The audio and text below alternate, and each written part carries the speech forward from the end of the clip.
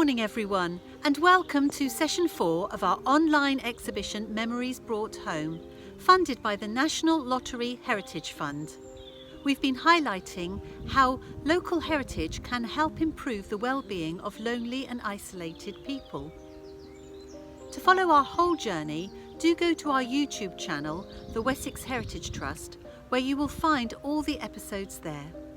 Now, if you are watching live right now, that means it's Thursday the 21st of May 2020 and it's 11 a.m. in the morning.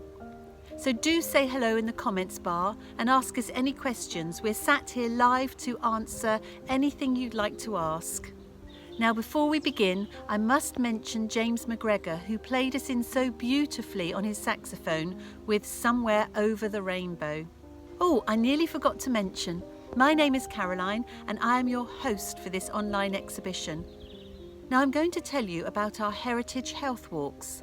This was a 6-week course that took place every Monday morning, and each week we would go to a different beautiful heritage site. But I won't talk any more about it. Do sit back and enjoy the film.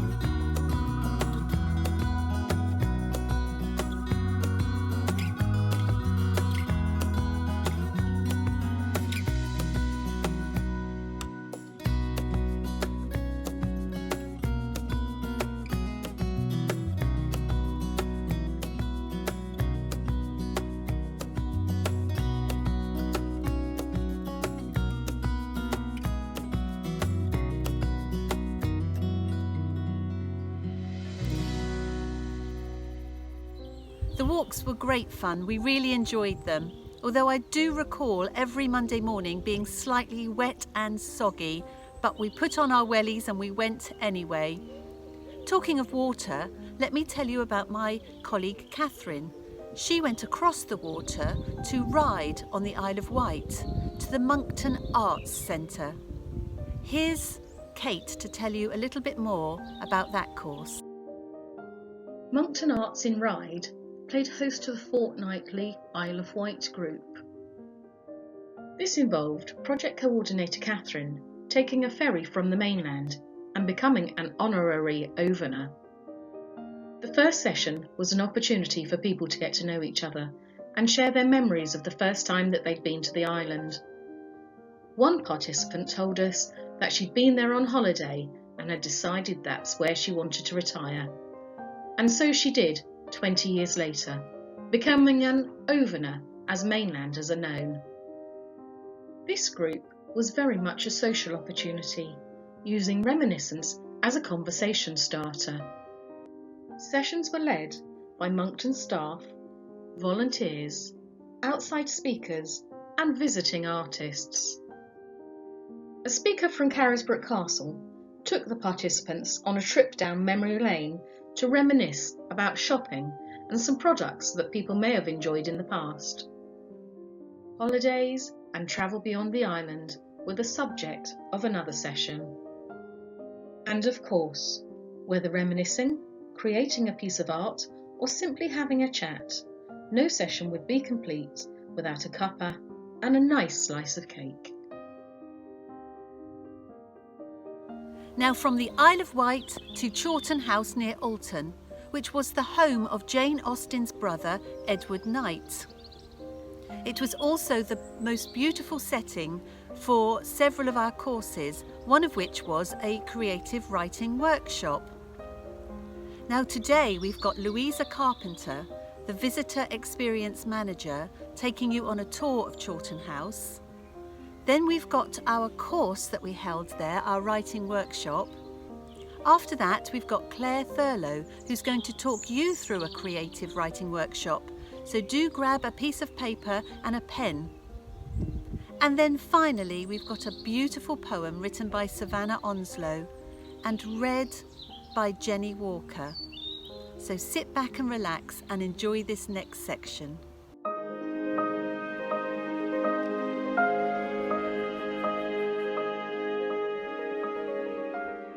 Hi, I'm Louisa. I'm the Visitor Experience Manager here at Chawton House, and I'm going to take you on a little journey through the house in lockdown and tell you a little bit about what we do. Come this way. So here we are in the Great Hall, and the Great Hall is the oldest part of this medieval manor house. And the house has been going since the 1500s, but it's better known today for its Regency connection, and that's with Jane Austen.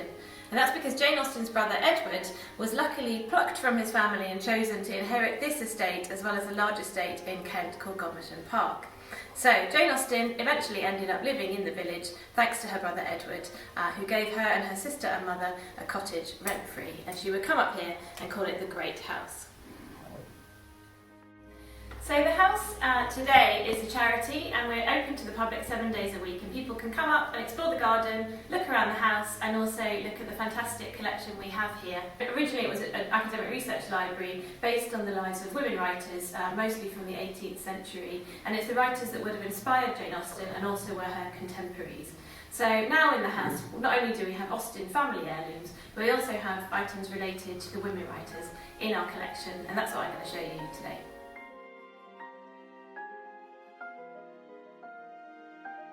So here we are in the long gallery, which we have recently reconfigured to be our women writers galleries. As you can see, there are lovely women adorning the walls in here, and they're all set out by different themes. So the writers in our collection wrote about a whole manner of different subjects, everything from political tracts to travel writing, memoirs, and these women here were campaigners. So they all three of these women wrote for the anti-slavery movement, and so we've grouped them together in order to tell that story. So when you visit, you find out about all kinds of fascinating women, not just Jane Austen, although of course she is one of them. One of the favourite things of mine that's in our collection is this map, which is a map of London from 1746. It was made by a guy called John Roke, and it took 10 years to make, so it was a huge survey of London at that time in the mid-18th century. And for me, it's just a fascinating snapshot of the city and what it looked like then. And visitors really love this map when they come here. It's probably not what they expect to see in a kind of rural Hampshire village, this huge map of London, but most people have some kind of affiliation or memory of London, and so they can pick up a magnifying glass and spend a long time looking at the different places. So I'm going to just show you a couple of my favourite points of the map today. So one of the most amazing things about this map is that it depicts the old Tyburn, by the drawing of a noose, as you can see there. Of course, Tyburn isn't there today. Now it's known as Marble Arch, so that point where Tyburn is, you might better know as the starting point of your shopping trip if you're going to Selfridges or anywhere else down the top end of Oxford Street. So St Paul's Cathedral, as we know, was the original building was badly burnt in the Great Fire of London in 1666, and the rebuilding of it by Sir Christopher Wren took many years to complete. So even at the point at which this map was made in 1746, it was still being built, and that's what's shown here, because instead of a picture of the actual building itself, we've got the architect's drawing. So we're now in the library and we're going to conclude our very, very short tour here, but I hope it's enough to whet your appetite, and when we are able to welcome you back here, you'll come and visit and see the rest of the house and also the gardens yourself. While we are in lockdown, I should mention we are not just twiddling our thumbs, we've got a varied digital programme. So we've got our Lockdown Literary Festival coming up in May, as well as a virtual garden festival. And we've also got our online shop, so you can support us in very different ways. So do keep an eye on our website, that's chawtonhouse.org, and come back one day and explore and smell these magnificent books.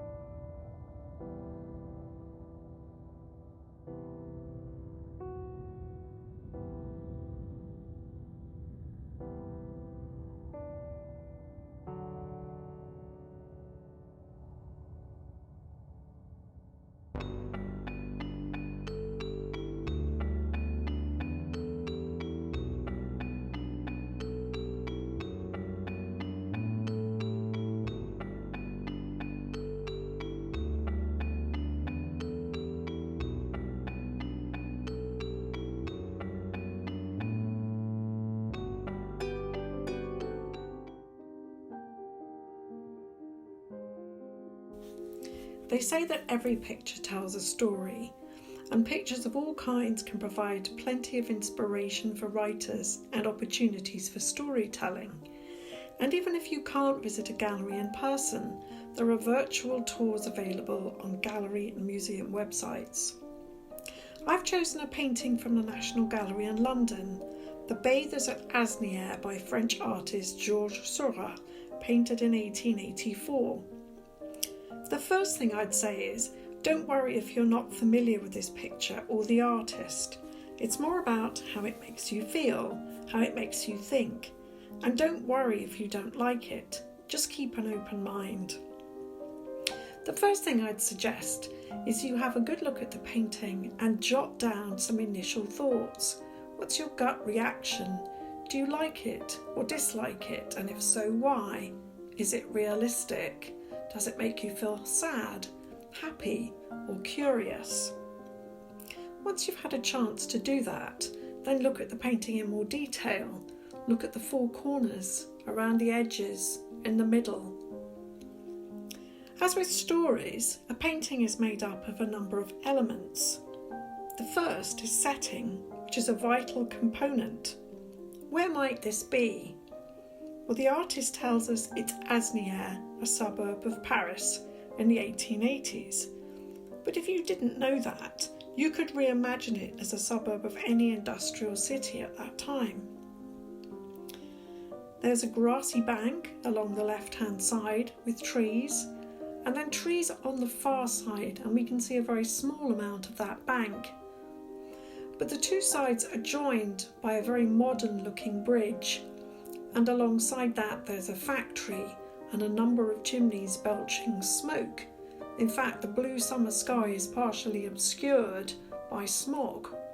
This isn't a pastoral idyll, this is a modern landscape. The time is summer. Some of the characters at least, have removed their shirts and their hats. It's a hot day. but we don't know if this is their lunch break or if it's after work or possibly a holiday. The second element to look at is the characters, and there are a number of figures in this landscape. Our eye is drawn first of all to the young man in the centre of the picture. Although he's relaxed and he's stripped off his shirt, he's not looking very happy. He's gazing out across the water with a very forlorn expression on his face. Perhaps he's lost his job, perhaps he's lost his girlfriend, we don't know.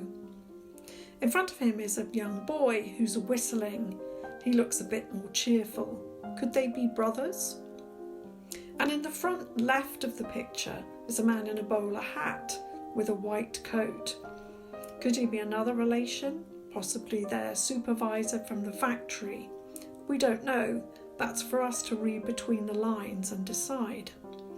And there are other minor characters in the background. And if you look out to the right-hand side in the distance, in the middle of the river is a rowing boat, with a woman with a parasol and a man in a tall hat being rowed across by a man in shirt sleeves. They're very much a middle-class couple taking their leisure, in contrast to the working men on the left-hand bank.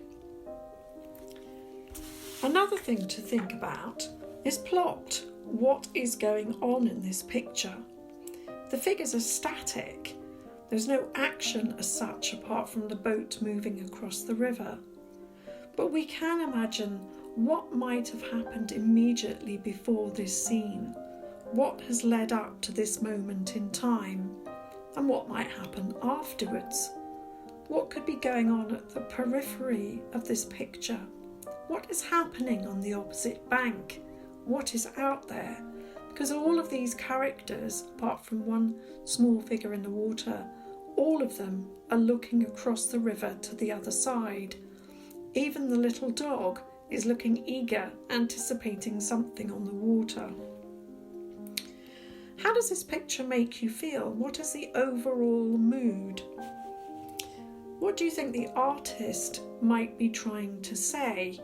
Now, obviously we can't interrogate Zura and ask him, although you may want to read about him and find out what he was saying with this piece. But as it stands, we just need to use our imagination and decide what the painter was trying to tell us.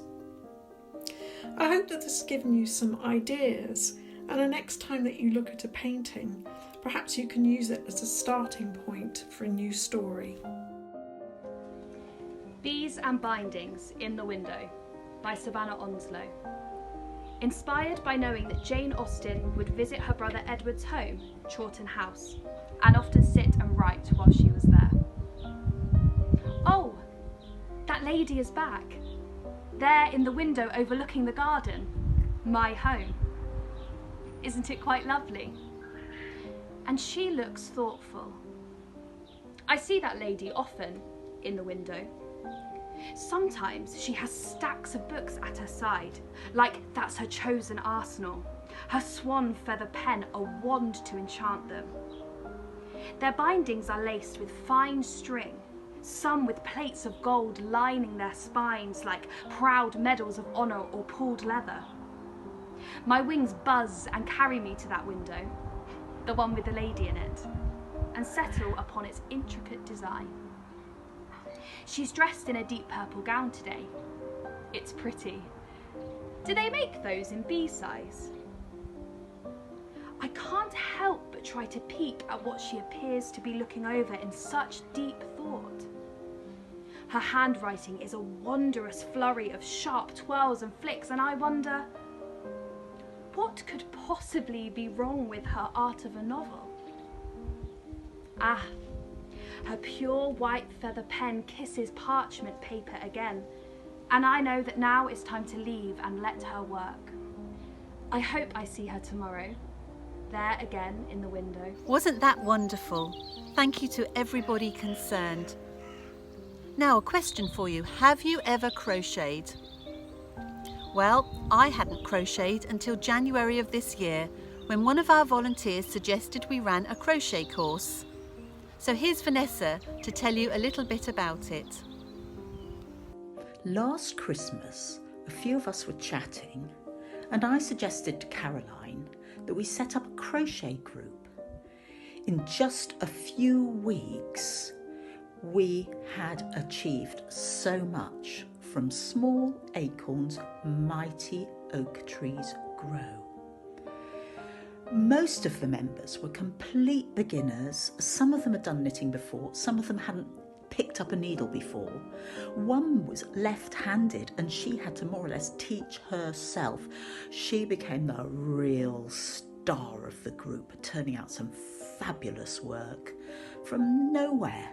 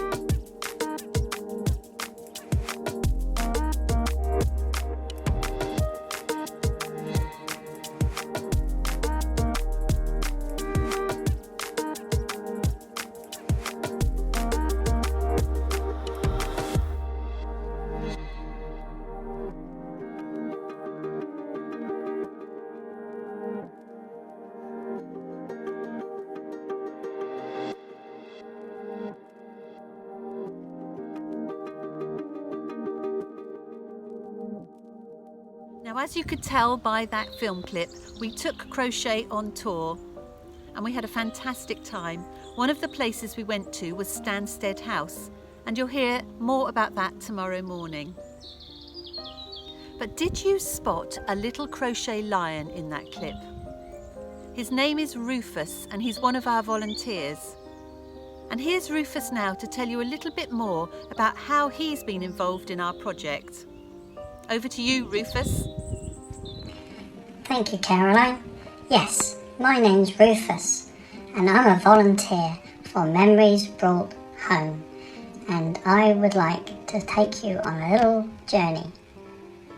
Rufus the Lion has been our crochet group mascot in Petersfield since week 1. His job has been to prove that with just a couple of basic stitches anything is possible. And he's right, because in a very short space of time he was joined by an octopus and an elephant. He's joined us on all our adventures since January and particularly enjoyed helping in the kitchen at Stansted House, reading the books at Chawton House Library, and even bombing a cannon at Fort Nelson. He was really looking forward to visiting Winchester Cathedral, but to cheer himself up in lockdown, he has taken his daily exercise around Petersfield Town Centre to visit some of his favourite heritage sites. Starting outside our regular meeting place, he loves to say hello to King William III on his horse, before a look in the church, and then a moment to pay his respects to Petersfield's Victoria Cross recipient, Commander Loftus-Jones. After a wander down Ram's Walk to catch up with the old shepherd, it's off down the High Street to the War Memorial, from where he can see two of Petersfield's finest old buildings. The pub is the Old Red Lion, a coaching inn on the London to Portsmouth Road, and 17th century Worcester House was the home of John Warledge, an experimental botanist, plus several of the town's mayors. For now though, while we wait until we can all meet up again, Rufus will be staying in and staying safe with Big Ted and waving to all our key workers. This rather extraordinary blanket was the outcome of our fantastic crochet group's first attempts at the craft. Thank you, Vanessa, for introducing us to that section and also for showing the blanket that we made. I must admit I looked really hard and I couldn't see my blue square in there. I did make one blue square, and when I went to the group the following week and showed them, apparently I'd got the stitch incorrect, which is why I had curly edges all the way round. But I'm still very proud of my square. Now, the crochet group have been really busy during lockdown. They've been making shawls and little flowers, blankets, and also crochet rainbows to say thank you to our key workers. Well, now it's time to say goodbye until tomorrow. Tomorrow will be our last session in the series, which I really hope that you're enjoying. Something else for you to enjoy now is Jenny Walker singing us out to Somewhere Over the Rainbow. So until tomorrow, take care.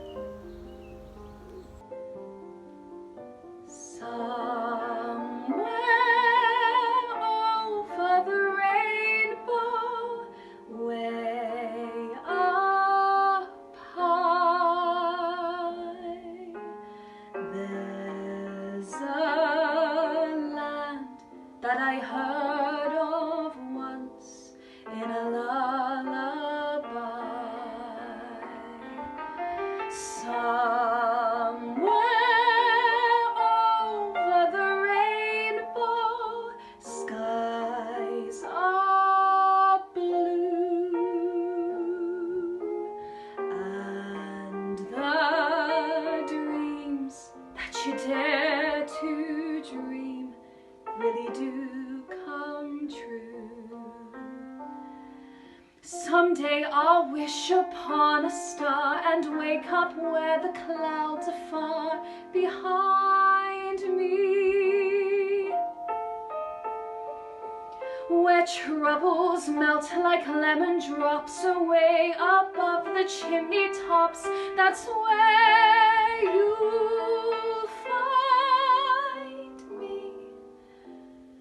Somewhere over the rainbow, bluebirds fly. Birds fly over the rainbow. Why, then why can't